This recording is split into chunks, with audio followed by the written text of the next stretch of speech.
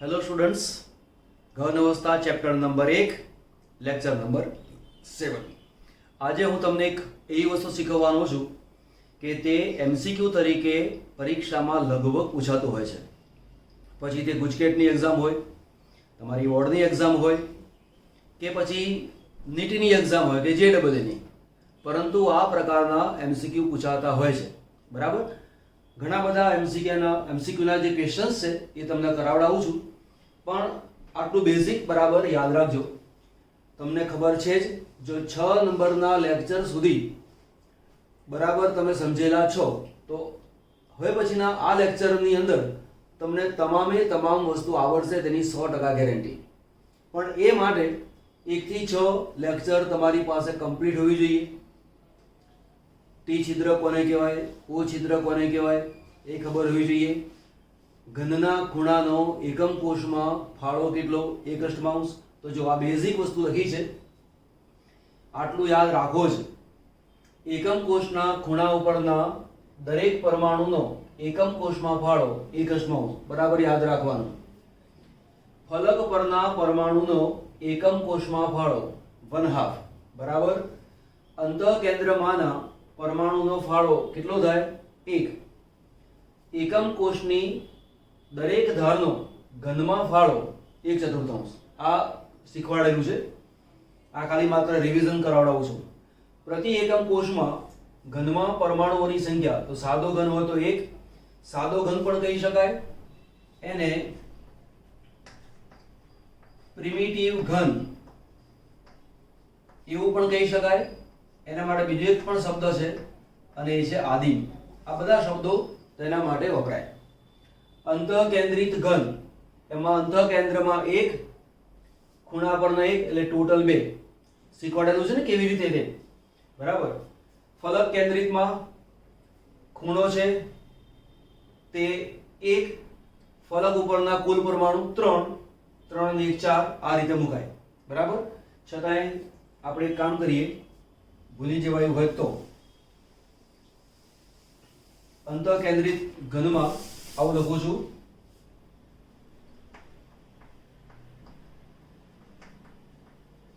અંતઃકેન્દ્રમાં 1 plus ખૂણા ઉપર ગણીએ તો 8 ગુણ્યા 1 અષ્ટમાંશ, એટલે કેટલા થાય, 1 + 1 બરાબર 2. એટલે આ 2 કેવી રીતે આવ્યું એ અગાઉના વિડીયો કદાચ યાદ ના આવ્યો હોય તો મૂકી દીધું. તે ઉપરાંત ફલક કેન્દ્રિત રચના માટે શું શું આવી શકે, 1 ખૂણા પરના પરમાણુનો ફાળો પ્લસ ફલક ઉપરના પરમાણુઓનો કુલ ફાળો. તો ખૂણા ઉપરના પરમાણુઓનો કુલ ફાળો, ખૂણા 8, દરેકનો ફાળો 1 અષ્ટમાંશ, પ્લસ ફલક 6, દરેકનો ફાળો 1/2, 1 + 3 બરાબર કેટલા થયા, 4. તો આને એકવાર સ્ક્રીનશોટ લઈ લો એટલે આ કામ પૂરું થાય અને આપણે નવા એક્ઝામ્પલ અહીંયા સ્ટાર્ટ કરીએ, બરાબર. ઓકે, સ્ક્રીનશોટ લઈ લીધો હશે. મેં બોર્ડ ઉપર 1 2 3 4 3 4 5 અને 6 નાના ક્વેશ્ચન મૂકેલા છે. એકદમ સિમ્પલમાં સિમ્પલ વસ્તુથી શરૂઆત કરીએ છીએ અને છેવટે આપણે માસ્ટરી સુધી પહોંચીશું, બરાબર. સાદો ઘન બનાવવા કેટલા પરમાણુઓ જોઈએ? હવે તમારા મનની અંદર જે પ્રશ્ન છે કે સાદો ઘન, એના પ્રતિ એકમ કોષમાં રહેલા પરમાણુ કેટલા, તો કે 1. અહીંયા પ્રતિ એકમ કોષ એવું પૂછેલું નથી. શબ્દને બરાબર સમજજો. રકમ શું આપેલી છે, સ્ટેટમેન્ટ શું છે, એને બરાબર જોવાનું.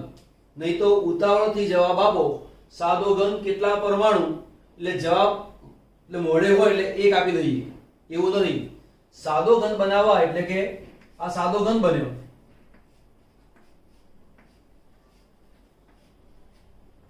આ સાદો ઘન બન્યો તો તેના માટે પરમાણુ કેટલા જોઈએ? 8 પરમાણુઓ જોઈએ, બરાબર. પણ જો તમને પૂછ્યું હોય કે સાદા ઘનના પ્રતિ એકમ કોષમાં કુલ પરમાણુઓની સંખ્યા કેટલી, તો ત્યાં આગળ 8 ગુણ્યા 1 અષ્ટમાંશ બરાબર 1 આવે. આ બંને વસ્તુનો ભેદ બરાબર સમજજો, બરાબર. તમને શું પૂછ્યું છે? સાદો ઘન બનાવવા, તો પ્રતિ એકમ કોષ અને સાદો ઘન માં શું ફેર? તો સાદો ઘન એવો જ્યારે શબ્દ વાપરીએ તો બરાબર સમજવાનું કે આના સિવાય આજુબાજુ કંઈ છે નહીં. અગાઉના વિડીયોમાં મેં આ વાત કરી હતી. એકમ કોષ એવું જ્યારે બોલીએ તો આવો જો ઘન હોય એની આ બાજુ પર, ઉપર, નીચે, આગળ, પાછળ ત્રિપરિમાણમાં દરેકે દરેક જગ્યાએ પરમાણુઓ રહેલા છે એવું જ્યારે હોય ત્યારે એકમ કોષ શબ્દ વપરાય, બરાબર. આમાં સમજ પડી ગઈ હશે. હવે આમાં ખબર પડી જાય કે ફલક કેન્દ્રિત ઘન બનાવવા કેટલા પરમાણુઓની જરૂર પડે. તો પ્રશ્નને બરાબર સમજી લીધો હશે જ. આ આપણી પાસે રચના છે. તો 1 2 3 4 5 6 7 અને 8.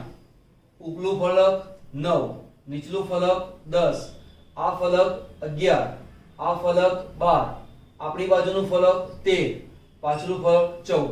તો જવાબ શું આવે? 14, બરાબર.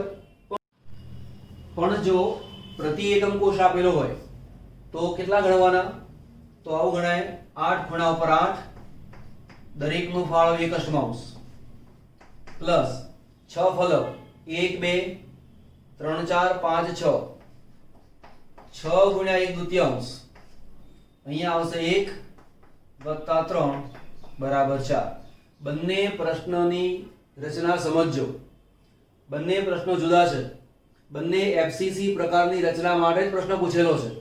આ એકમ કોષ માટે પૂછેલું છે, આ એકમ કોષ માટે પૂછેલું નથી, બરાબર. ચલો અહીંયા છે અંતઃકેન્દ્રિત ઘનમાં કુલ કેટલા પરમાણુઓ હોય. તો અંતઃકેન્દ્રિત ઘન પૂછેલો છે, એકમ કોષ પૂછેલો નથી. જો એકમ કોષ પૂછેલો નથી તો રચના સમજ પડે જ કે અંતઃકેન્દ્રિત ઘનમાં શું હોય. એક સાદો ઘન મૂકી દીધો, આ સાદો ઘન મૂકી દીધો એટલે ચોરસ મૂકી પહેલા, અને આ સાદો ઘન બની ગયો, અને એક વચ્ચોવચ હોય એટલે કેટલા થાય? 8 ગુણ્યા 1 અષ્ટમાંશ વત્તા વચ્ચોવચ 1 છે એટલે કુલ કેટલા થાય? 2 પરમાણુ, બરાબર. એવું ક્યારે થાય? એકમ કોષ આપેલો હોય ત્યારે. પણ આ વાતને અહીંયા ધ્યાન ઉપર લેવાની નહીં. કેમ? અહીંયા શું છે? અંતઃકેન્દ્રિત ઘન પૂછ્યો છે, એકમ કોષ પૂછેલો નથી. જો એકમ કોષ પૂછીએ તો હમણાં જે 2 લખ્યા એવો જવાબ આવે. અહીંયા શું આવે? 8 વત્તા 1 બરાબર 9. પણ એકમ કોષ હોય તો આપણે એકમ કોષ દોરી લઈએ.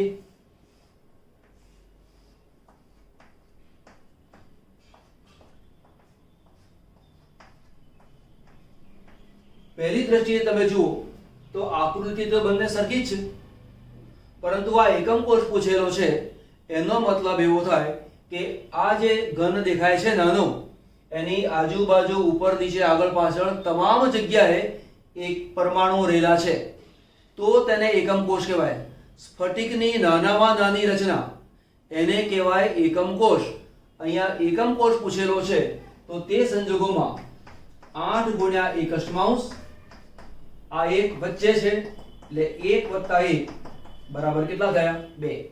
આ એકદમ બેઝિક વસ્તુ મેં તમને શીખવાડી, એને બરાબર ધ્યાન ઉપર લઈ લો, સ્ક્રીનશોટ લઈ લો. પછી નવો પ્રશ્ન. આ ક્વેશ્ચનને બરાબર સમજો. નીચેના પ્રતિ એકમ કોષમાં પરમાણુઓની સંખ્યા કેટલી? તમારું નોલેજ વિકસે એ માટે મેં આ પ્રકારના પ્રશ્નને મૂકેલો છે. જે પરમાણુઓ દેખાય છે એ એકમ કોષના છે. જવાબ આપતી વખતે ધ્યાન આપવાનું કે કોણ ખૂણા ઉપર છે, કોણ ધાર ઉપર છે અને કોણ ફલક ઉપર છે. તો સૌથી પહેલા એક કામ કરીએ આપણે. ધાર ખૂણા ઉપરના લખીએ, ખૂણા ઉપરના પરમાણુઓ તો શું આવશે? આ 1, આ 2, આ 3, આ 4, આ 5 અને 6, એટલે 6 ગુણ્યા દરેકનો ફાળો કેટલો આવે? 1 અષ્ટમાંશ, એટલે કે 6 અષ્ટમાંશ હમણાં રાખો તેને, અથવા આવું પણ લખી શકાય 3/4 એવું પણ કહેવાય, બરાબર. હવે ખૂણા ઉપરનું કામ કરું, આ અને આ ફલક ઉપર છે તો ફલક પરના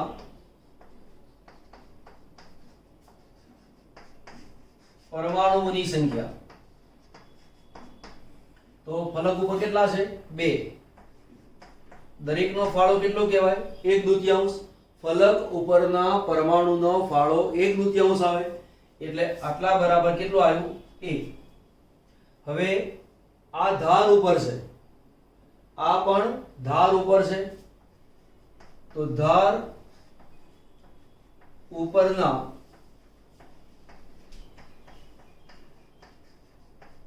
પરમાણુઓનો ફાળો આપણે શું લખીશું? પરમાણુઓનો ફાળો નો ફાળો. તો ધાર ઉપર ટોટલ પરમાણુ 2, ધારનો ઘનની અંદર ફાળો કેટલો આવે? 1/4. એકમ કોષ છે તો આટલા બરાબર શું કહેવાય? 1/2. હવે 3 3 નો સરવાળો કરો, 3/4, અહીંયા 1 અને 1/2. આપણે આવું કહી શકાય આટલા બરાબર 0.75 ચાલે. આ તો 1 છે જ, આટલા બરાબર કોણ ચાલે? 0.5. તો શું કહેવાય? 0.75 પ્લસ 1.00 પ્લસ 0.5, 0 અહીંયા આવશે 5, 7 ને 5 12, 2 1, તો શું આવે? 2.25. તો જવાબ આવશે 2.25, બરાબર. નોંધ કરી લો. એક આકૃતિ આપેલી છે અને એવો પ્રશ્ન પૂછેલો છે કે આ આકૃતિ ઉપરથી પ્રતિ એકમ કોષમાં રહેલા પરમાણુઓની સંખ્યા શોધો. તો આ આકૃતિમાં કયો પરમાણુ ક્યાં ગોઠવાયેલો છે એનું તમને બરાબર ધ્યાન હોવું જોઈએ, બરાબર. હવે જુઓ, આ ક્યાં છે? ખૂણા ઉપર, આ ખૂણા ઉપર, આ ખૂણા ઉપર. 3 પરમાણુઓ ખૂણા ઉપર છે. આ ધાર ઉપર છે, આ ધાર ઉપર છે, આ પણ ધાર ઉપર. આ પરમાણુ ક્યાં છે? ફલક ઉપર, આ ફલક ઉપર. હવે આવું ક્રોસ કરીને આપેલું છે અને એક પરમાણુ મૂક્યો છે અહીંયા. તમે જુઓ, આ અને આ બેને સાંધ્યા છે, એ પ્રમાણે આ અને આ એને જોઈન્ટ કર્યા છે. એ શું છે? અંતઃવિકર્ણ છે. જ્યાં બંને અંતઃવિકર્ણ છેદાતા હોય એ ક્યાં હોય? અંતઃકેન્દ્રમાં. તો આપણે ભાગ બનાવી દઈએ. તો સૌથી પહેલા ખૂણા ઉપરની વાત કરી લઈએ. તો ખૂણા ઉપર, તો ખૂણા ઉપર પરમાણુઓ કેટલા? 1 2 અને 3. 3 દરેકનો ફાળો 1/8 બરાબર 3/8. બીજા પરમાણુ ક્યાં છે? તો કે ધાર ઉપર. ધાર ઉપર ક્યાં? આ 1, આ 2, આ 3. એટલે 3 ધાર ઉપર. ધારનો ફાળો કેટલો? 1/4 બરાબર કેટલા આવે? 3/4. પછી ક્યાં છે? ફલક ઉપર. ફલક ઉપર તો ફલક એક અહીંયા છે, બીજો અહીંયા છે, એટલે ફલક ઉપર 2. દરેકનો ફાળો 1/2 બરાબર 1. અને આ ક્યાં છે? એક અંતઃ કેન્દ્રમાં છે, તો કે અંતઃ કેન્દ્રમાં એક પરમાણુ. બસ હવે સરવાળો કરી દઈએ. તો 3/8 પ્લસ 3/4 પ્લસ 1 પ્લસ 1, 1 પ્લસ 1, લસા લઈ લો 8, એટલે અહીંયા આવશે 3, 4 દુ 8 એટલે 3 દુ 6, અહીંયા આવે 8, અહીંયા આવે 8, 8 દુ 16, 16 ને 6 22, 22 ને 3 25, 25 ભાગ્યા 8 આટલા પરમાણુઓ તેના એકમ કોષમાં આવેલા છે. ચલો ક્વેશ્ચન નંબર 9 અને 10 આની ચર્ચા પછી કરીએ. પહેલા આ સમજી લઈએ. એક એકમ કોષમાં ઘનના દરેક ખૂણા ઉપર એ પરમાણુ, દરેક ફલક ઉપર બી પરમાણુ અને અંતઃકેન્દ્રમાં સી પરમાણુ છે તો ઘનનું સૂત્ર જણાવો. આ પ્રકારના ઘણા બધા દાખલા પૂછાતા હોય છે. સિમ્પલ એક્ઝામ્પલ છે. તો પહેલા સમજીએ કે ઘનના દરેક ખૂણા ઉપર એ પરમાણુ છે. હવે આપણે ખૂણો શબ્દ વાપરે તો દરેક ખૂણાનો ઘનમાં ફાળો કેટલો થાય? 1 થાય ને. 1 અષ્ટમાંશ ગુણ્યા 8 બરાબર 1. તો આવું કહીશું કે ખૂણા પરના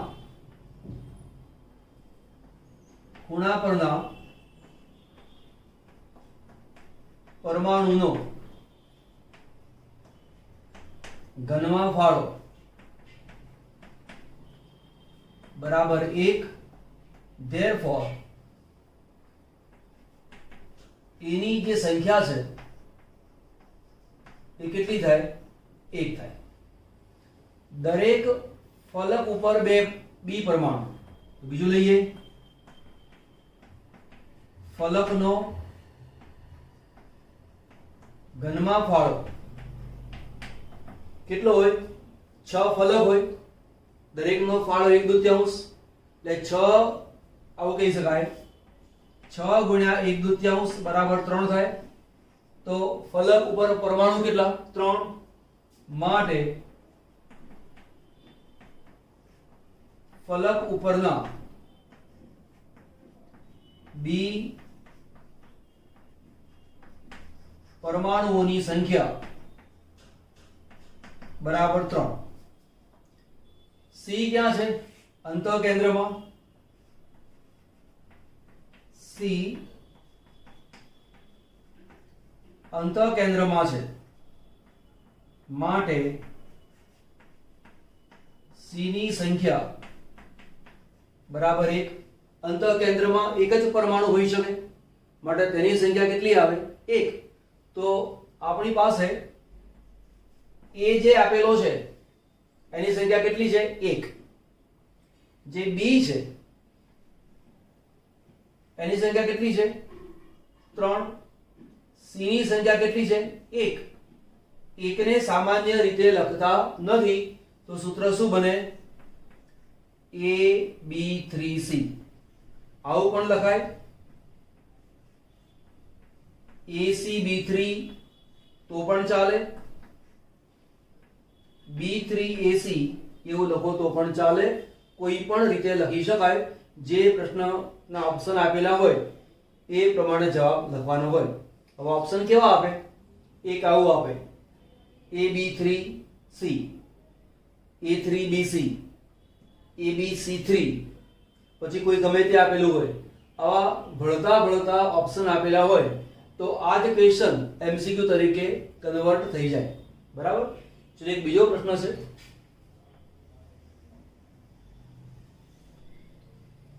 NaC પેલો ક્વેશ્ચન મેં બદલી નાખ્યો છે. બહુ મોટો ક્વેશ્ચન થતો હતો એને પછી ચર્ચામાં લઈશું.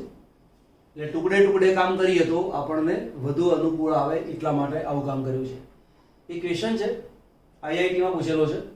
NaCl ના એકમ કોષની રચનામાં Na+ અને Cl- આયનોની સંખ્યા કેટલી? પછી તમને કહ્યું છે Cl- આયનો ફલક ઉપર છે. આ બહુ સ્પષ્ટતા કરેલી છે. ફલક ઉપર છે એટલે ક્યાં છે? આ જગ્યાએ. તો આપણે માની લઈએ કે આ જે છે એ Cl- આયન છે. તો આ જગ્યાએ Cl- આયન છે. આ જો સ્પષ્ટતા કરેલી ના હોય તો NaCl ના એકમ કોષની અંદર જો ફલક ઉપર Cl- હોય તો Na+ અહીંયા હોય અને જો આ જગ્યાએ Na+ હોય તો આ જગ્યાએ Cl- હોય. બંને જગ્યાએ ગોઠવણી શક્ય છે. બરાબર. એટલા માટે સ્પષ્ટતા કરી છે કે Cl આયનો ફલક ઉપર છે. और બીજી વસ્તુ, જે ફલક ઉપર હોય તે ખૂણા ઉપર પણ હોય, એટલે આપણને ઇનડાયરેક્ટલી સમજ પડી જાય કે અહીંયા Cl છે. ધારો કે એવી ખબર નથી પડતી તો વિચારી લઈએ કે માનો કે આ Na પ્લસ છે, આ Cl માઇનસ છે તો આ Na પ્લસ છે, આ Cl માઇનસ છે તો આ Na પ્લસ છે, આ Na પ્લસ છે તો ઓટોમેટિક ખૂણા ઉપર Cl માઇનસ આવી જાય. પણ આપણે જો મનમાં એવું વિચારેલું હોય કે ફલકના મધ્યમાં જે પરમાણુ હોય એ ખૂણા ઉપર હોય તો આપણને સમજવાની અંદર અનુકૂળતા રહે. બરાબર? આ કોના માટે છે? NaCl જેવી રચના માટે. જેને આપણે NaCl કહીએ છીએ એના માટે બીજો એક શબ્દ વપરાય છે અને એ છે રોક સોલ્ટ. તો કોઈ વાર રોક સોલ્ટ એવું કહ્યું હોય તો NaCl ની રચના છે એવું ધ્યાન આપી લેવાનું. ઓકે, ચલો આપણે કામ કરી લઈએ. Cl આયનો છે 1 2 આ જગ્યાએ છે, અહીંયા છે, આ જગ્યાએ છે, ફરી આ બે જગ્યાએ, આ જગ્યાએ છે, ફરી આ ફલક ઉપર છે, આ ફલકની અંદર આવેલી છે અને એક ફલક ઉપર અહીંયા છે. Na પ્લસ ક્યાં છે? તો Na પ્લસ આ જગ્યાએ આવે 2, અહીંયા Na પ્લસ આવે, આ જગ્યાએ આવશે, અહીંયા આવે, આ જગ્યાએ આવે, આ જગ્યાએ આવે અને આ જગ્યાએ. તો આ જગ્યાએ આવું બને. હવે પહેલા Cl આયનોની સંખ્યા ગણીએ કે Cl આયન ક્યાં છે? તો પહેલા તો છે ફલક ઉપર પ્લસ બીજું ક્યાં છે? ખૂણા ઉપર. ફલક ઉપર છે અને ખૂણા ઉપર. ફલક ઉપર હોય તો ફલક ઉપર પરમાણુઓની સંખ્યા કેટલી? તો કુલ ફલક બરાબર 6, ખૂણા બરાબર 8, તો 14 Cl આયનો જોઈએ. NaCl નો એકમ કોષ બનાવવો હોય તો 14 Cl આયનો જોઈએ. તમને એવું નથી પૂછ્યું કે પ્રતિ એકમ કોષમાં રહેલા પરમાણુઓની સંખ્યા, એવું નથી પૂછ્યું. ધ્યાન આપો, NaCl ના એકમ કોષની રચનામાં એટલે એક એકમ કોષ બનાવવો હોય તો Cl આયનોની સંખ્યા કેટલી જોઈએ એવો પ્રશ્ન પૂછેલો છે. માટે Cl આયનોની સંખ્યા આટલી થાય. ત્યારબાદ Na પ્લસ ની સંખ્યા ગણીએ. Na પ્લસ ની સંખ્યા, Na પ્લસ ક્યાં ક્યાં છે? તો એક Na પ્લસ અંતઃકેન્દ્રમાં પ્લસ બીજું ક્યાં છે? ધાર ઉપર. અંતઃકેન્દ્રમાં સંખ્યા કેટલી આવે? 1 પ્લસ કુલ ધાર 12. દરેક ધારનો ફાળો 1/4. એટલે શું કહેવાય? આ એક સોરી કુલ ફાળો નથી પૂછો. એક અંતઃકેન્દ્રમાં 1 છે અને ધાર ઉપર ધારની સંખ્યા કેટલી છે? 12. એટલે ટોટલ 13 Na પ્લસ આયન આવેલા હોય. જો Na પ્લસ કેન્દ્રમાં છે તો Na પ્લસ ની સંખ્યા 13 આવે અને Cl માઇનસ ની સંખ્યા 14 આવે. બરાબર સમજો જે બોલું છું તેમાં. જો અંતઃકેન્દ્રમાં Na પ્લસ હોય તો Na પ્લસ ની સંખ્યા 13 આવે અને Cl માઇનસ ની સંખ્યા 14 આવે. પણ જો હું Cl માઇનસ ને કેન્દ્રમાં મૂકું, જો Cl માઇનસ ને કેન્દ્રમાં મૂકું તો Cl માઇનસ ની સંખ્યા 13 આવે અને અહીંયા Na મૂકું તો Na પ્લસ ની સંખ્યા 14 આવે. તો જે કેન્દ્રમાં છે એની સંખ્યા 13 અને જે ફલક ઉપર છે તેની સંખ્યા 14 આવે એવું ધ્યાન આપવાનું. NaCl જેવી રચના હોય તો. ક્યારે? NaCl જેવી રચના હોય તો જે કેન્દ્રમાં છે એની સંખ્યા 13 આવે અને ફલક ઉપર છે એની સંખ્યા 14 આવે. નોંધ કરી લો. Question number 11. NaCl ના પ્રતિ એકમ કોષમાં NaCl ના અણુઓની સંખ્યા કેટલી? રચના તો આની આ જ છે, બરાબર. ક્વેશ્ચન આખો બદલાઈ ગયો. કેવો છે? NaCl ના પ્રતિ એકમ કોષમાં NaCl ના અણુઓની સંખ્યા કેટલી? તો સૌથી પહેલા આપણે ગણીએ કે પ્રતિ એકમ કોષમાં Na+ ની સંખ્યા કેટલી છે અને Cl- ની સંખ્યા કેટલી છે. તો હમણાં આગલા ક્વેશ્ચનમાં જોયું કે સેન્ટરમાં Na+ હતું તો 13 હતું અને બહાર 14 Cl- હતા, બરાબર. પણ એ તો એકમ કોષની વાત કરી હતી. માત્ર એકમ કોષ બનાવવો હોય તો કેટલા આયનો જોઈએ તેની વાત હતી. અહીંયા પ્રતિ એકમ કોષમાં રહેલા અણુઓની સંખ્યા પૂછેલી છે, બરાબર. તો ધ્યાન આપી લઈએ. તો પહેલો પોઈન્ટ છે આપણી પાસે પ્રતિ એકમ કોષમાં. સૌથી પહેલા ગણીએ Na+ ની સંખ્યા. તો Na+ ક્યાં ક્યાં છે એ પહેલા જોઈ લઈએ. તો અહીંયા એવું સ્પષ્ટતા કરી નથી કોને ક્યાં ગણવું તે, તો તમે ગમે તે ગણી શકો છો. ધારો કે આપણે આ જે સેન્ટરમાં છે આ પરમાણુ કણ છે એને Na+ ગણીએ અને આ જે ફલક ઉપર છે તેને Cl- ગણીએ. તો પહેલા Na+ ની સંખ્યા. Na+ ક્યાં છે? એક અંતઃકેન્દ્રમાં. તો એક અંતઃકેન્દ્રમાં.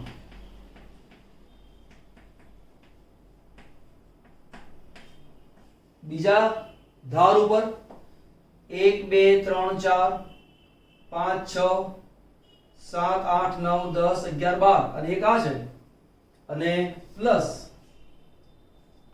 12 ગુણ્યા 1/4. 12 ધાર છે. ધારનો એકમ કોષની અંદર ફાળો કેટલો થાય? 1/4. તો કેટલું થાય? 1 + 3 બરાબર 4. તો Na+ આયનોની સંખ્યા થઈ 4. હવે ગણી લઈએ Cl- આયનોની સંખ્યા. Cl- આયનો ક્યાં છે? ફલક અને ખૂણા ઉપર. તો ફલક ઉપર વત્તા ખૂણા ઉપર Cl- છે. ફલક આવે 6, દરેકનો ફાળો 1/2 પ્લસ ખૂણા આવે 8, દરેકનો ફાળો 1/8. એટલે અહીંયા 3 + 1 બરાબર 4. તો Na+ ની સંખ્યા 4, Cl- ની સંખ્યા 4. તો આપણે આવું કહી શકીએ Na+ + Cl-. આ 4 Na+ છે, 4 Cl- છે, બરાબર. આવું ન લખો તો આવું પણ લખી શકાય 4 Na+ + 4 Cl- બરાબર 4. કોમન કાઢી લઈએ તો Na+ અને Cl-. તો NaCl નો એક અણુ ગણવો હોય તો આ NaCl નો એક અણુ થાય, બરાબર. તો 4 Na+ અને 4 Cl- ભેગા થાય તો 4 NaCl ના અણુ બને. તો પ્રશ્ન શું થયો કે NaCl ના અણુઓની સંખ્યા કેટલી? તો અણુઓની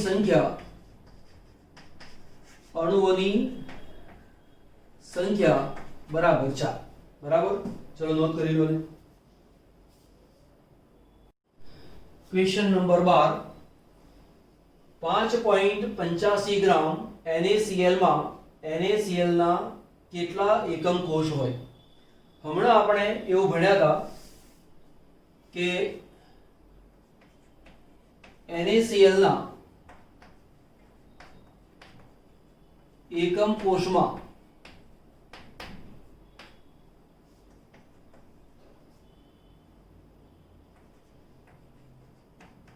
એક એકમ કોષમાં NaCl ના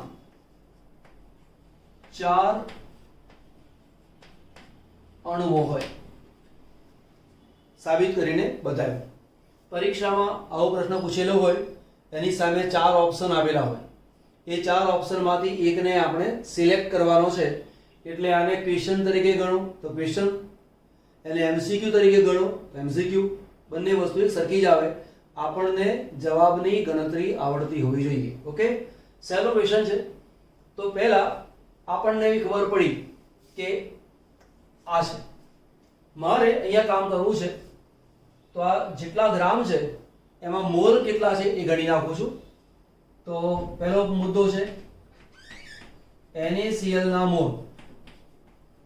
મોલ બરાબર વજન છેદમાં અણુભાર.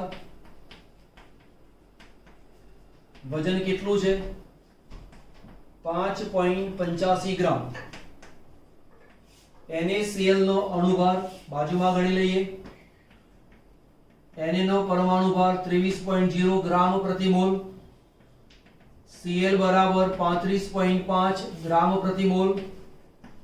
58.5 ગ્રામ પ્રતિ મોલ. અહીંયા 58.5 ગ્રામ પ્રતિ મોલ વડે ભાગી દઈએ તો આટલા બરાબર 0.1 મોલ આવે. દરેકને ખબર છે કે મોલ બરાબર 6.022 into 10⁻23.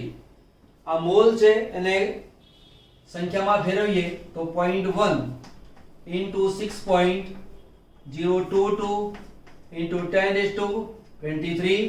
0.1 છે, 6.022 into 10⁻2. આમાંથી એક બાદ કરીએ મળી જાય આપણને 22. આટલા અણુઓ છે.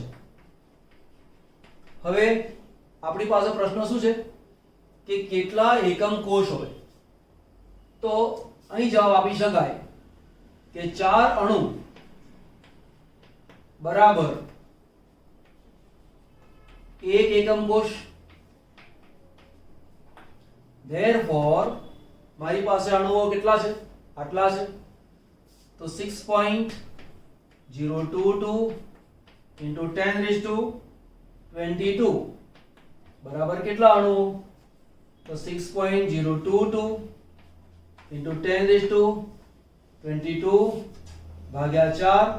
આ કિંમત છે નહીં એવું માની લો તો 4 એકા 4, 2 4 પંચા 20 into 10⁻22 એકમ કોષ આવેલા હોય. કોઈક વાર આ જ વસ્તુ ફેરવીને પૂછે કે NaCl ના અંદર 1.2 into 10⁻22 એકમ કોષ આવેલા છે તો અણુઓની સંખ્યા કેટલી? તો ઊંધી ગણતરી આવે એનું ધ્યાન આપી લેવાનું. ચલો આને ગણી લો. Question number 13. 1 ગ્રામ સોનામાં એકમ કોષોની સંખ્યા કેટલી? 1 ગ્રામ, 2 ગ્રામ, 5 ગ્રામ, 10 ગ્રામ ગમે તે પૂછે. ધ્યાન કઈ બાબતનું રાખવાનું છે? અહીંયા કેટલા ગ્રામ છે તે જોવાનું નથી, કયા પ્રકારની રચના છે તે જોવાનું. આ એક દાખલો કરાવડાવું છું, પછી આના જેવા 25 દાખલા પૂછાય તો 25 તમને આવડે. અહીંયા FCC રચના હોય કાં તો CCP રચના હોય. FCC CCP સરખું જ કહેવાય. BCC રચના પણ હોય, body centred close packed structure, એટલે કે અંતઃકેન્દ્રીય ઘન. સાદો ઘન પણ આવી શકે. નોર્મલી BCC, FCC, CCP આ રચનાઓ હોય. તો બહુ મહત્વની વાત, આ દાખલો ગણવામાં શું છે તો ધ્યાન એ રાખવાનું કે FCC રચનાના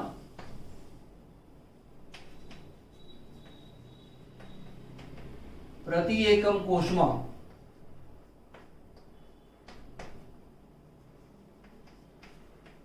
રહેલા પરમાણુઓની સંખ્યા બરાબર 4 છે. બરાબર 4 કેવી રીતે છે? અગાઉના ઘણા બધા આ તો લેક્ચર 7 છે ને, લગભગ 6 પાંચમું લેક્ચર એમાં આ વસ્તુ શીખવાડેલી છે, જોઈ લેવાનું.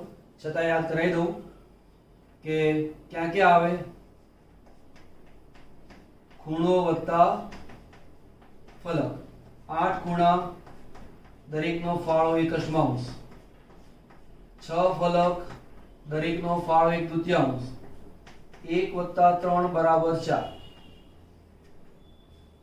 આ મનમાં સમજવાની વાત છે. પરમાણુઓની સંખ્યા કેટલી થઈ? 4. બરાબર. હવે 1 ગ્રામ સોનું આપેલું છે તો પહેલા કામ શું કરવું પડે? મોલ સંખ્યા શોધી લઈએ કે સોનાના મોલ બરાબર વજન છેદમાં પરમાણુ ભાર. વજન છે 1, પરમાણુ ભાર 197 આપેલા છે. હવે થોડીક આશરે કિંમતને સમજતા શીખો.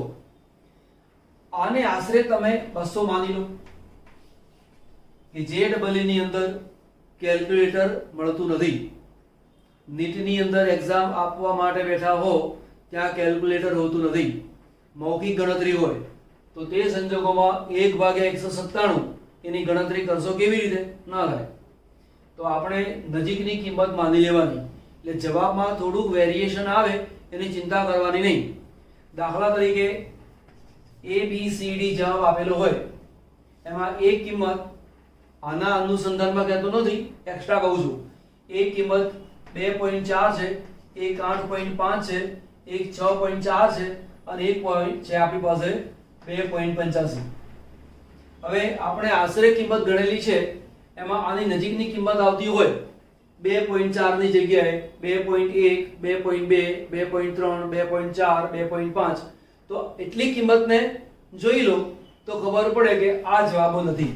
કેટલીક વખત આવું પણ નહીં આપ્યું હોય. માની લો કે આ 10.5 છે તો આપણો જવાબ પૂર્ણાંક સંખ્યા 2 છે તેને ધ્યાનમાં લેવાની. અહીંયા પૂર્ણાંક 8 છે, પૂર્ણાંક 6 છે, પૂર્ણાંક 10 છે, તો આપણા જવાબની સાથે મેળ ખાતો નથી, માટે આપણો જવાબ એ હોઈ શકે. ભલે એક્ઝેક્ટ જવાબ ના હોય પણ નજીકનો જવાબ છે એવું સમજી લેવાનું. તો અહીંયા આપણે 1/200 માની લઈએ તો સારી ગણતરી આવી શીખવાની. ઉપર 5 વડે ગુણો, નીચે 5 વડે ગુણો, 5 છેદમાં કેટલા આવે? 1000, એટલે 5 × 10⁻³ આટલા મોલ આવે. બરાબર. હવે કામ શું કરવાનું? અણુઓની સંખ્યા ગણવાની. તો બરાબર 5 × 10⁻³ × 6.022 × 10⁻23. આશરે 6 × 50 30 ગણી લો. 30 × 10⁻, આમાંથી ગયા 23.0, તો 20 અને કેટલા આવશે? 21. 3.021 આવી કિંમત આવી. આટલા શું થયું? અણુ. ઓકે. હવે આ અણુઓ એ આપણો જવાબ નથી. શું પૂછ્યું છે? એકમ કોષોની સંખ્યા કેટલી? હવે FCC જે રચના છે, FCC માં પરમાણુ કેટલા જોઈએ? 4. તો એવું કહેવાય, આ દાખલો અહીંયા ગણું છું. સોનાની અથવા સોનાના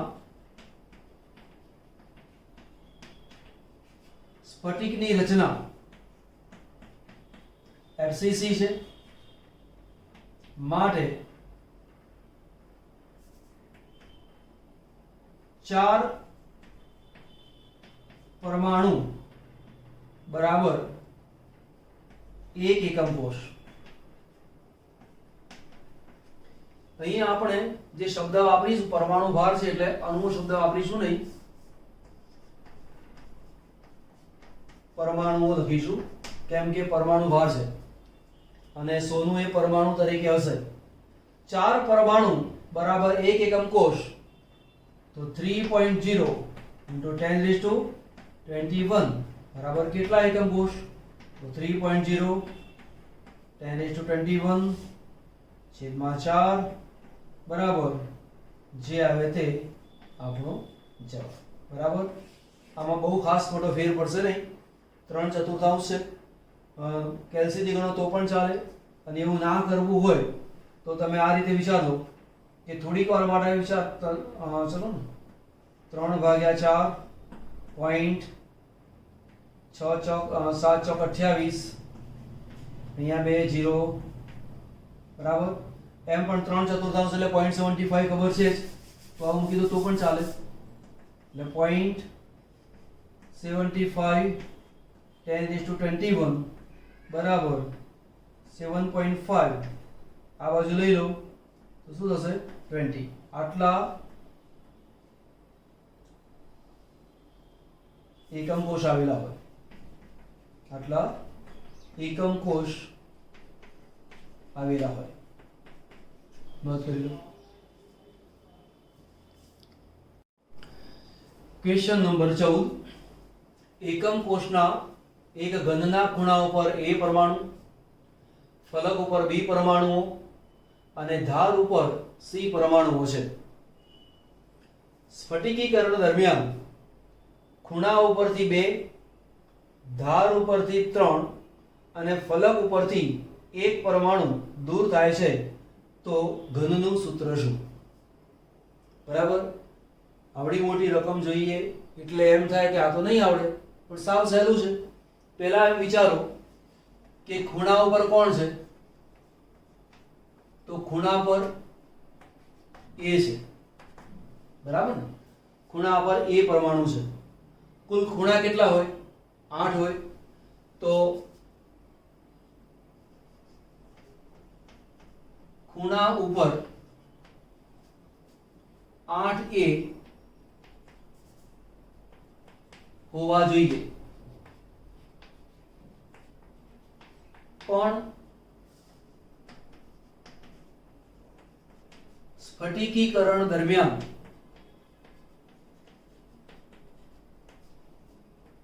કેટલા દૂર થઈ જાય છે? ખૂણા ઉપરથી 2 દૂર થાય છે. દરમિયાન 2 A પરમાણુઓ દૂર થયા તો કેટલા રહ્યા બાકી? માટે 6 બાકી રહ્યા.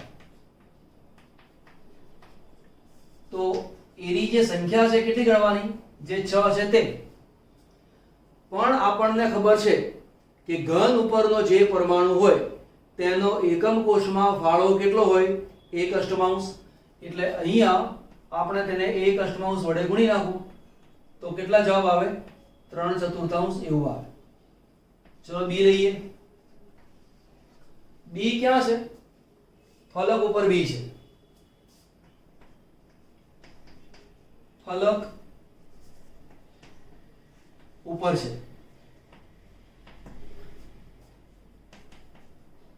ફલક ની સંખ્યા બરાબર કેટલી હોય? 6 ફલક હોય. પણ પાછું આપણને ખબર છે કે ફલક ઉપરથી 1 પરમાણુ દૂર થાય છે. તેમાંથી 1 પરમાણુ દૂર થયો એટલે કેટલા રહ્યા? 6 - 1 5 બાકી રહ્યા. હવે B ની સંખ્યા ગણવાની હોય તો ધ્યાન આપી લેવાનું. 5 પરમાણુ છે, પરંતુ ફલક ઉપરના દરેક પરમાણુનો ફાળો કેટલો? 1/2. તો આને આપણે 1/2 વડે ગુણી દઈએ તો જવાબ કેટલો આવશે? 5/2. ત્યાર પછી C પરમાણુ. ધાર ઉપર C પરમાણુઓ છે, તો જે C જે પરમાણુઓ છે ધાર ઉપર છે. બરાબર. કુલ ધાર 12 હોય. તેમાંથી જો ધાર ઉપરથી 3 પરમાણુ નીકળી ગયા, તેમાંથી 3 પરમાણુ નીકળી ગયા, માટે ધાર ઉપરના પરમાણુ બરાબર 12 - 3 બરાબર 9. હવે ધારનો ફાળો, કોઈ પણ ઘનની અંદર ધારનો ફાળો કેટલો ગણવાનો? 1/4. એકમ કોષની અંદર ધારનો ફાળો 1/4 હોય તો 9/4 થઈ જશે, બરાબર? અથવા આવું લખો 9 ગુણ્યા 1/4, માટે C ની સંખ્યા બરાબર 9/4. અમારે સૂત્ર બનાવવું છે તો લખી દઈએ A, B અને C. એની સંખ્યા કેટલી આવી? 3/4. B ની સંખ્યા કેટલી આવી? 5/2, એટલે 5/2. C ની સંખ્યા કેટલી આવી? 9/4. દરેકને આપણે 4 વડે ગુણી દઈએ તો 4 વડે ગુણો તો 4 4 કેન્સલ, તો અહીંયા આવે A3. અહીંયા B લો, આને 4 વડે ગુણો તો 2 2 4, એટલે કેટલા થશે? B10 અને C 9. તો ઘનનું સૂત્ર શું બને? A3 B10 C9. દાખલાઓ ગણતા ગણતા સમજ પડે તો પેલું લાઈટ નું બટન છે એને પાછા દબાવજો. દાખલો શીખતા શીખતા કોમેન્ટ બોક્સ પણ હોય છે, તમને ગમે તો કોમેન્ટ બોક્સમાં લખજો શું ગમ્યું. જો કોઈ વસ્તુ ના ગમે તો પણ કોમેન્ટમાં લખજો કે સાહેબ મને આ દાખલો સમજ ના પડી, આ વસ્તુ ના આવડી, સાહેબ મારી આ શીખવાની ઈચ્છા છે, તો પણ તમે લખજો, તો તમને વધુ સારું હું કામ કરાવી શકું છું. ચલો નોંધ કરી લો. એક નવો એમસીક્યુ છે, એક્ઝામ્પલ કહો, એમસીક્યુ કહો, બંને સરખું છે. એકમ કોષના ઘનમાં ખૂણા ઉપર A પરમાણુઓ છે અને ફલક ઉપર B પરમાણુઓ છે. ખૂણો એટલે આ 1 2 3 4 5 6 7 8. ખૂણા ઉપર A પરમાણુ, ફલક ઉપર B પરમાણુઓ આપેલા છે. એક ફલક, બીજું ફલક, ત્રીજું ફલક, ચોથું ફલક, પાંચમું ફલક અને છઠ્ઠું ફલક. હવે શું કહ્યું છે? ખૂણા ઉપરના 2 પરમાણુઓનું વિસ્થાપન C વડે કર્યું. તો આ ખૂણા ઉપરનો પરમાણુ કાઢી નાખો, ત્યાં મૂકી દીધો મેં C. એક C અહીંયા આવ્યો, આ જે A છે તેની જગ્યાએ મૂકી દઉં છું C.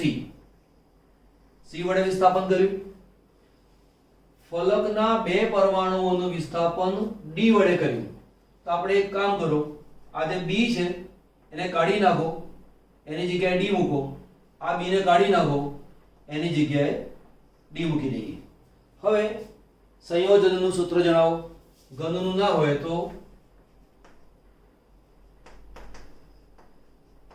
સંયોજનનું એ રીતે પૂછેલું હોય તો ચાલે, આપણે ઘનના સૂત્ર તરીકે વિચારીશું.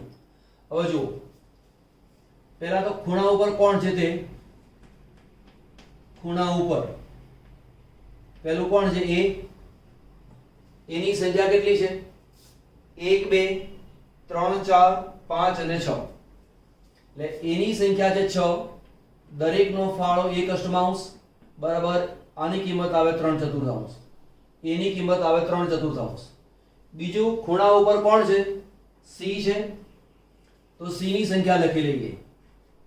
C ની સંખ્યા, તો C ની સંખ્યા 2 વાર છે એટલે 2. દરેકનો ફાળો 1/8 બરાબર 1/4. ત્યાર પછી ફલકની વાત લઈ લઈએ. ફલક ઉપર કોણ છે?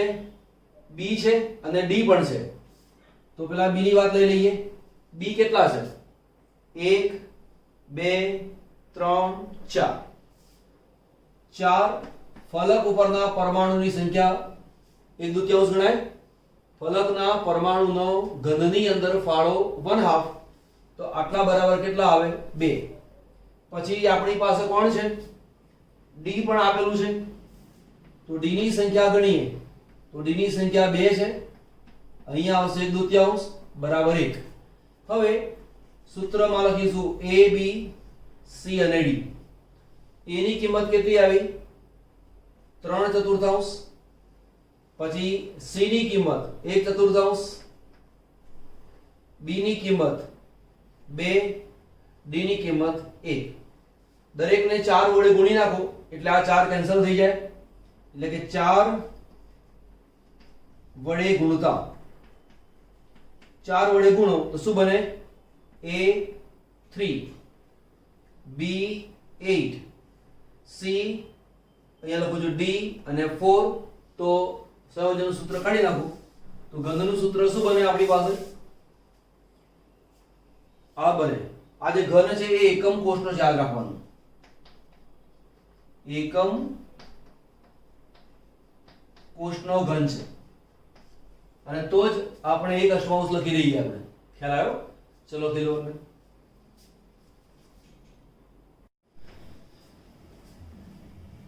આપણો દાખલો નંબર 16 અને એ કોણ છે? તો કોયડો 1.1.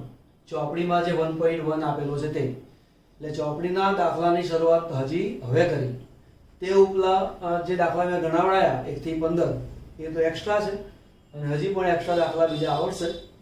બરાબર? એક સંયોજન બે તત્વો x અને y નું બનેલું છે. તત્વ y કે જે ઋણાયન છે એના પરમાણુઓ CCP બનાવે છે. આ દાખલાની મેથડ સમજાવું છું, પછી તમને દાખલા એકદમ સહેલા પડશે. રકમથી ગભરાવાનું નહીં. અને તત્વ x જે ધન આયન તરીકે છે, બરાબર?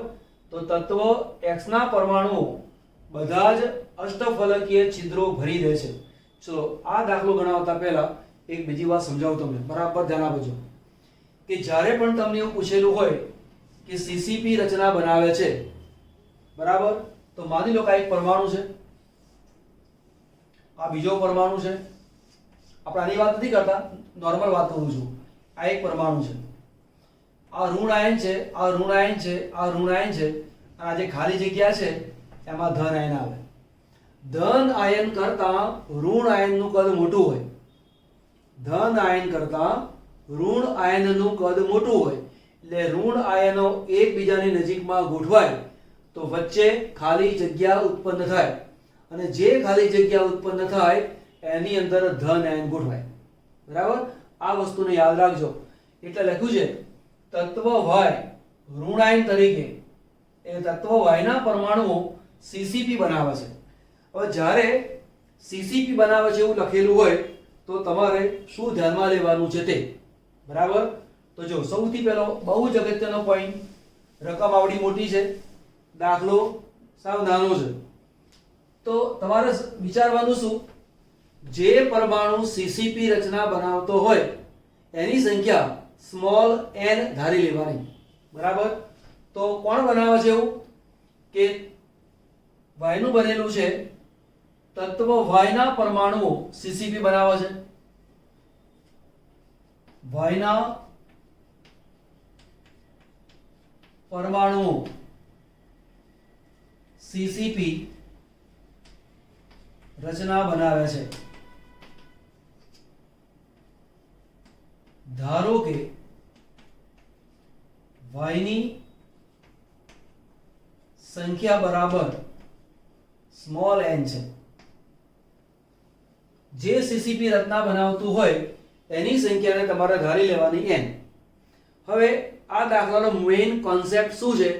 તો કે જેટલા પરમાણુઓ હોય એટલા O છિદ્ર હોય, અને જેટલા પરમાણુઓ હોય એના કરતા ડબલ T છિદ્ર હોય. શીખવાડેલું છે. તો અહીંયા T છિદ્ર વિશે આપણને કંઈ કહ્યું છે નહીં, જે કહ્યું છે માત્ર અષ્ટફલકીય છિદ્રો વિશે. તો જો y ની સંખ્યા n છે માટે અષ્ટફલકીય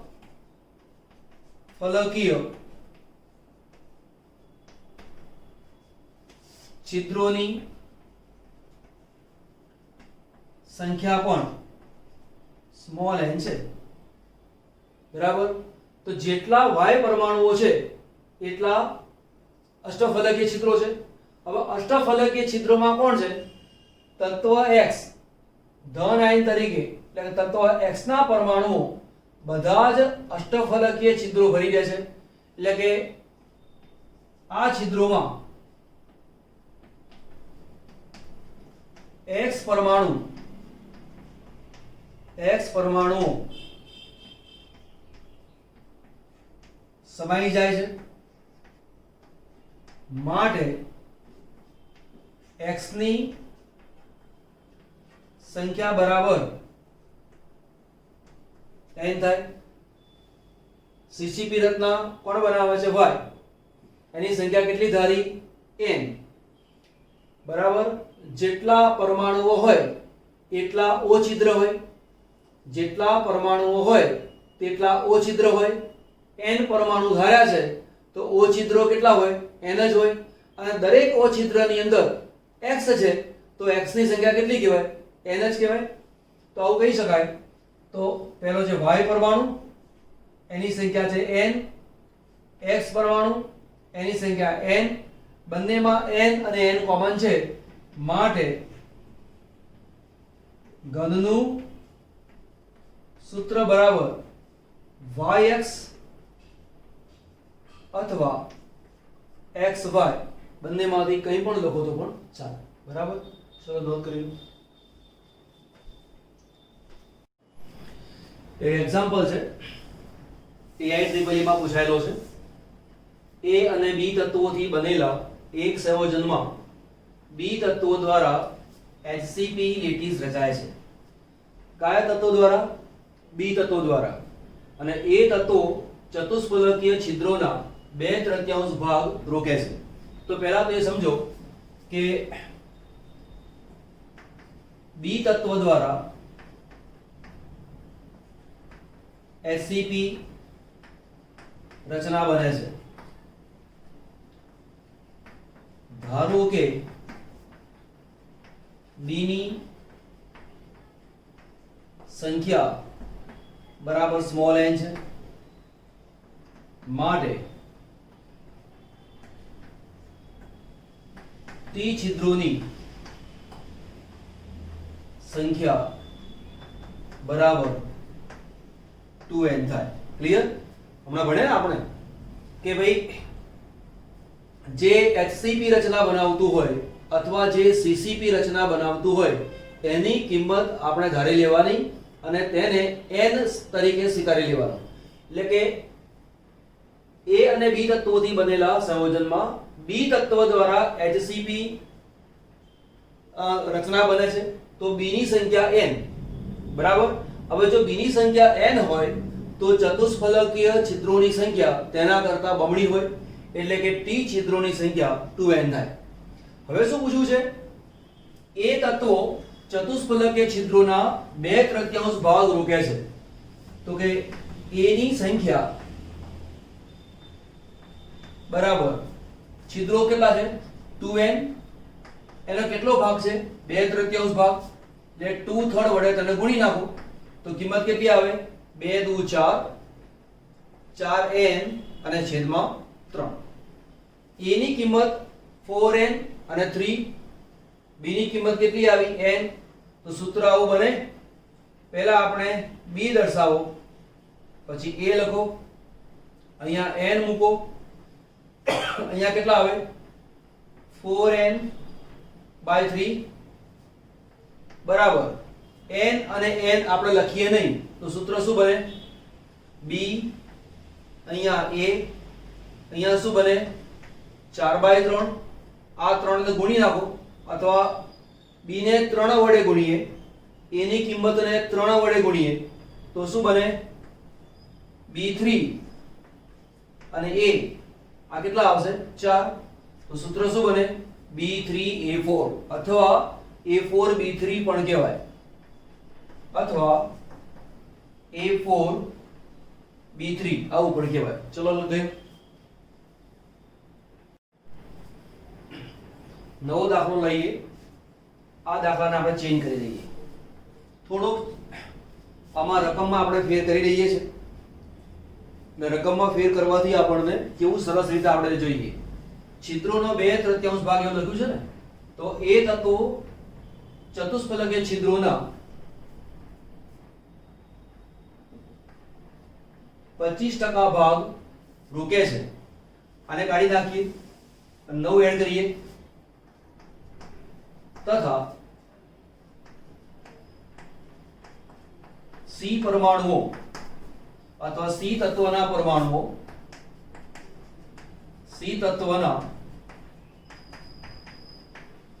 પરમાણુઓ અષ્ટફલકીય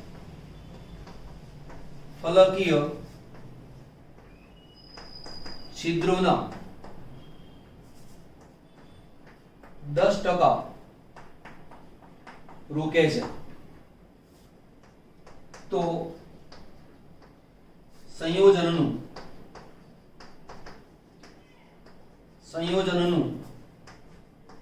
સૂત્ર શું બને બરાબર હવે આપણે સમજી લો કે A અને B તત્વો છે તો આપણે એવું લખીશું અહીંયા A B અને C તત્વોથી બનેલા એક સંયોજનમાં B તત્વો દ્વારા HCP રચના બને છે જેની HCP રચના બનતી હોય એની કિંમત આપણે ધારી લેવાની તો B ની સંખ્યા n और जो B ની સંખ્યા n હોય therefore O છિદ્રોની સંખ્યા બરાબર n અને T છિદ્રોની સંખ્યા બરાબર 2n થાય આ તો ક્લિયર થઈ ગયું એકદમ સમજ પડી ગઈ હવે આપણે વિચારીશું કે શું કામ થયું તે ચતુષ્ફલકીય છિદ્રોનો 25% ભાગ કોણ રોકે છે એ તત્વો તો જુઓ એ તત્વો ટી છિદ્રોનો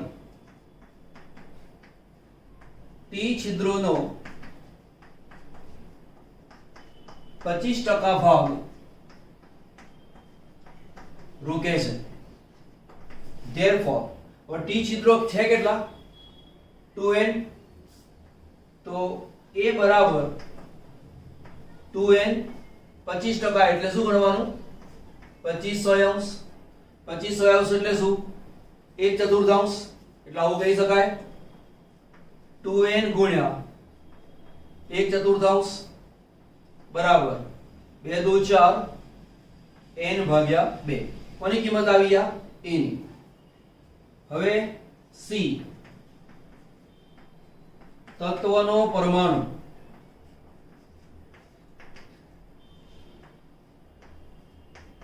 O છિદ્રોનો 10% ભાગ રોકે છે તો C તત્વનો પરમાણુ O છિદ્રનો 10% ભાગ રોકે છે તો C ની સંખ્યા બરાબર O છિદ્ર છે કેટલા O છિદ્રની સંખ્યા છે n એનો 10% ભાગ એટલે શું થાય 10/100 બરાબર n ભાગ્યા 10 આ કિંમત આવે તો હવે આપણી પાસે તત્વો કયા છે A છે B છે અને C આ ત્રણ મારી પાસે છે B ની કિંમત કેટલી ધારી n આની કિંમત મૂકી દો n A ની કિંમત કેટલી છે n/2 તો આ થયું n/2 આ કિંમત કેટલી થઈ n/10 તો આ થયું n/10 હવે શું કરવાનું n ને લખવાનો નહીં તો શું બને a 1/2 b એમને આવ્યો c બરાબર કેટલા આયા 10 મારી પાસે આ 10 છે તો સૂત્ર મારે બનાવવું હોય તો શું કરીશું 1/10 1/10 આપણે એક કામ કરી દઈએ દરેકને 10 વડે ગુણી લઈએ બરાબર તો આને 10 વડે ગુણો તો સૂત્ર શું બને a 1/2 ને 10 વડે ગુણો એટલે 5 આવે એટલે આ 5 આવ્યું આને 10 વડે ગુણો તો શું આવે b 10 આવે આને 10 વડે ગુણો તો માત્ર c આવે તો તો સંયોજનનું સૂત્ર શું બને? A5 B10 અને C ની સંખ્યા આવે 1. લખી લો. એક સૂત્ર આપેલું છે MgAl2O4 માં O2- આયનો CCP રચના બનાવે છે. Mg2+ આયનો T છિદ્રોમાં અને Al3+ આયનો O છિદ્રોમાં ગોઠવાયેલા છે. તો Mg2+ વડે T છિદ્રોનો કેટલા ટકા ભાગ રોકાય? Al3+ વડે O છિદ્રોનો કેટલા ટકા ભાગ રોકાય? ઓકે. હવે પહેલી વાત તો એક કે જે સૂત્ર આપેલું છે એ આ રીતે છે MgAl2O4 બરાબર. CCP રચના કોણ બનાવે? તો કે CCP રચના O2- બનાવે છે. O2- બનાવે છે. આવું આપણને કહેલું છે. અત્યાર સુધી શું કરતા હતા? આ કિંમતો આપેલી નહોતી ત્યાં ધારતા હતા n અને n ઉપરથી આ કિંમતોને શોધતા હતા. અહીંયા દાખલામાં કંઈક જુદું છે. પહેલેથી કિંમતો આપેલી છે, એની ઉપરથી આપણે પર્સન્ટેજ શોધવાના છે. તો અહીંયા CCP રચના O2- બનાવે છે. O2- ની સંખ્યા બરાબર 4 છે. ક્યાં છે? અહીં 4 આપેલી છે. હવે O2- ની સંખ્યા 4 આપેલી હોય, therefore સંયોજનમાં P છિદ્રોની સંખ્યા બરાબર આના કરતા ડબલ હોય, 8 હોય, તથા O છિદ્રોની સંખ્યા બરાબર 4 હોય. પડી ગઈ સમજ? જે CCP રચના કોણ બનાવે? ઓક્સિજન. ઓક્સિજનની કિંમત કેટલી? 4. જે CCP રચના બનાવતું હોય એની સંખ્યા જેટલી હોય એટલા O છિદ્ર હોય અને તેનાથી બમણા T છિદ્ર હોય. એટલે O ની સંખ્યા 4 છે, માટે T છિદ્રની સંખ્યા 4 ગુણ્યા 2 8 હોય. O છિદ્રની સંખ્યા આના જેટલી જ હોય. સેકન્ડ પોઈન્ટ, આપણને શું કહ્યું છે? Mg2+ આયનો T છિદ્રમાં છે. હવે સેકન્ડ પોઈન્ટ, Mg2+ આયનો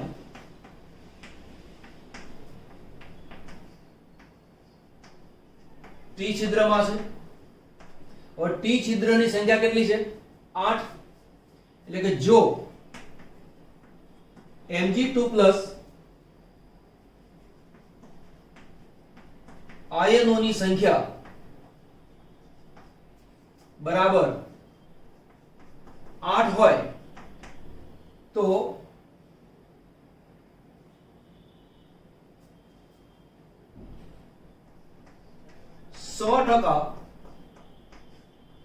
T છિદ્રો ભરાય છે એવું કહેવાય. આપણી પાસે T છિદ્રો છે કેટલા? 8. 8 T છિદ્ર છે. જો આપણી પાસે 8 Mg2+ આયન હોય તો આપણે એમ કહીએ કે 100% T છિદ્રો ભરાઈ ગયા. પણ સૂત્રમાં Mg કેટલા છે? 1. પણ સૂત્રમાં Mg2+ આયનોની સંખ્યા બરાબર 1 છે. તો શું કહેવાય? 8 Mg2+ હોય તો 100% T છિદ્રો ભરાય. પણ એક જ Mg2+ હોય તો કેટલું? તો 1 ગુણ્યા 100/8 બરાબર 12.5% Mg2+ વડે T છિદ્રો ભરાય. હવે ઓ છિદ્રની વાત કરી દઈએ. ઓ છિદ્રની સંખ્યા કેટલી છે? 4.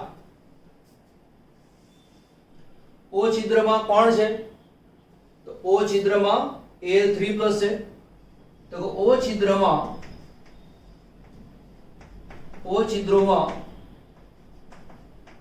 Al3+ છે. ઓ છિદ્રની સંખ્યા કેટલી છે? 4. એટલે કે જો 4 Al3+ હોય તો 100% ઓ છિદ્રો ભરાય. પરંતુ સૂત્રમાં Al કેટલી વાર છે? 2 વાર. પણ 2 Al3+ હોય તો કેટલા ટકા છિદ્રો રોકાય? તો 2 ગુણ્યા 100 છેદમાં 4 બરાબર 50% ઓ છિદ્રો 50% ઓ છિદ્રો વડે Al3+ અથવા ભરાય, અથવા 50%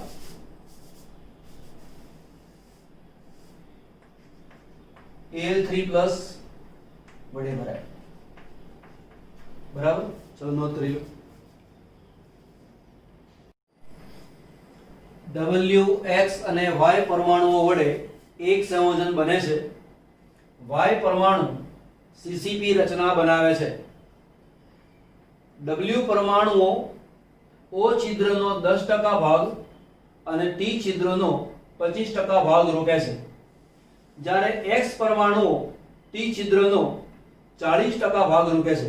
તો ધ્યાન આપો, અહીંયા W પરમાણુ T છિદ્રમાં છે અને X પરમાણુ એ પણ T છિદ્રમાં છે. બરાબર?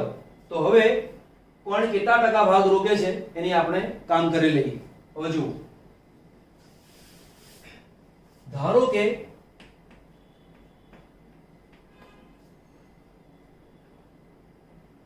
Y પરમાણુઓની સંખ્યા બરાબર સ્મોલ n છે. આપણે અગાઉ કર્યું હતું આ કે જે CCP રચના બનાવતું હોય એની કિંમત તમારે ધારી લેવાની. તો Y CCP રચના બનાવે છે તેની કિંમત કેટલી આવે? n. therefore T છિદ્રોની સંખ્યા બરાબર આ n છે, કેટલા આવે? 2n. તથા O છિદ્રોની સંખ્યા બરાબર n હોય. આ એક પોઈન્ટ. હવે આપણે W પરમાણુઓ વિશે વાત કરી લઈએ. તો W પરમાણુઓની સંખ્યા એ ગણી લઈએ. તો કે W પરમાણુઓ છે ક્યાં? W પરમાણુઓ O અને T બંને જગ્યાએ પોતાનો ફાળો આપે છે. પહેલા આપણે O છિદ્રની વાત કરી લઈએ. O છિદ્રનો 10% ભાગ રોકાય છે. તો આપણે એવું કહી શકીએ કે જો W વડે 100%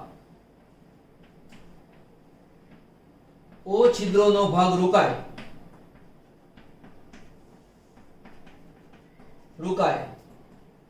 તો W ની સંખ્યા બરાબર n હોય. બરાબર ને? O છિદ્ર બરાબર કેટલા છે? n. અહીંયાથી આપણે ધારણા કરી કે Y CCP રચના બનાવે છે અને Y ની સંખ્યા છે n. જેટલા Y હોય તેટલા જ O છિદ્રો હોય. એટલે O છિદ્રની સંખ્યા n છે. બરાબર? એટલે કે જો 100% O છિદ્ર ભરાઈ જાય તો n સંખ્યાની અંદર તે છિદ્રો છે. તો આવું કહી શકાય કે W વડે 100% O છિદ્રોનો ભાગ રોકાય તો W ની સંખ્યા n હોય. પણ કેટલા ટકા છે? 10%, તો 10% ભાગ રોકાય તો W ની સંખ્યા કેટલી? તો શું કહેવાય? 10 ગુણ્યા n છેદમાં 100 બરાબર n/10 W પરમાણુઓ ક્યાં છે? O છિદ્રમાં. પાછું બીજું ક્યાં છે? T છિદ્રમાં. તો કહીશું T ની અંદર જો 100% T છિદ્રો W વડે ભરાય તો અહીંયા કિંમત કેટલી મૂકી દઈશું? તો 2n સંખ્યા. કેટલા ટકા રોકાય છે? 25%. તો 25% રોકાય તો સંખ્યા કેટલી? તો કે 2n ગુણ્યા 25 છેદમાં 100 તો કેટલા આવશે? 25 × 50 n/2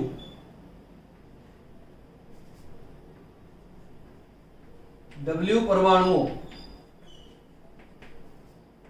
T છિદ્રમાં. બરાબર. માટે W ની કુલ સંખ્યા બરાબર P છિદ્રમાં આવેલા છે તે અહીંયા O છિદ્રમાં છે એટલે O છિદ્રમાં આવેલા છે તે અને T છિદ્રમાં આવેલા છે તે તો n/10 પ્લસ n/2 લસા તમે 10 લઈ લો તો અહીંયા આવશે n, અહીંયા આવશે 5n બરાબર 6n/10 આવી કિંમત આવે. કોની કિંમત ગણી આપણે? W ની કિંમત ગણી. હવે કિંમત ગણીશું x પરમાણુની. તો x પરમાણુ લઈ લઈએ. x પરમાણુઓ ક્યાં છે? તો T છિદ્રમાં. કેટલો ભાગ રોકે છે? 40%. ધારો કે 100% ભાગ રોકી લેતો હોય, ધારો કે 100% ભાગ રોકી લેતો હોય તો x ની સંખ્યા કેટલી આવે? 2n. એટલે કે જો x વડે T છિદ્રોનો 100% ભાગ રોકાય તો x ની સંખ્યા બરાબર 2n થાય. પણ આપણને આપેલું છે 40% રોકાય છે તો 40% ભાગ રોકાય તો કિંમત કેટલી? તો કે 2n ગુણ્યા 40 છેદમાં 100. આ કેન્સલ, આ કેન્સલ, અહીંયા આવશે 5 તો 4/5n આવી કિંમત આવે. હવે આપણે સૂત્ર બનાવીએ.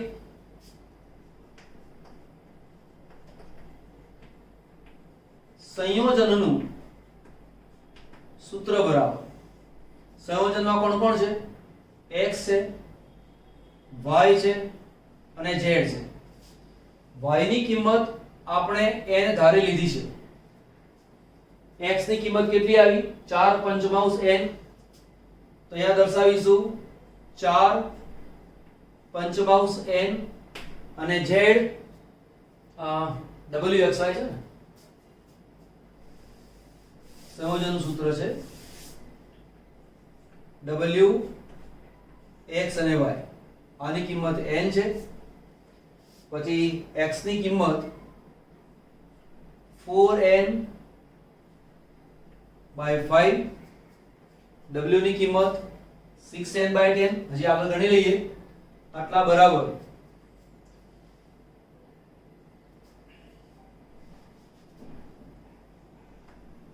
6n/10 છે હજી છેદ ઉડે એવો છે તો અહીંયા 3 છેદમાં 5 અહીંયા આવશે n.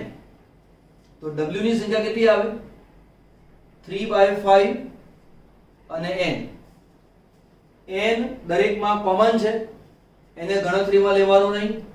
તો ફરીવાર w આ છે x આ છે y, કેટલી કિંમત આવી 3 પંચમાંશ. અહીંયા મેં લખ્યા 3 પંચમાંશ, અહીંયા આવશે 4 પંચમાંશ, અહીંયા આવશે માત્ર 1.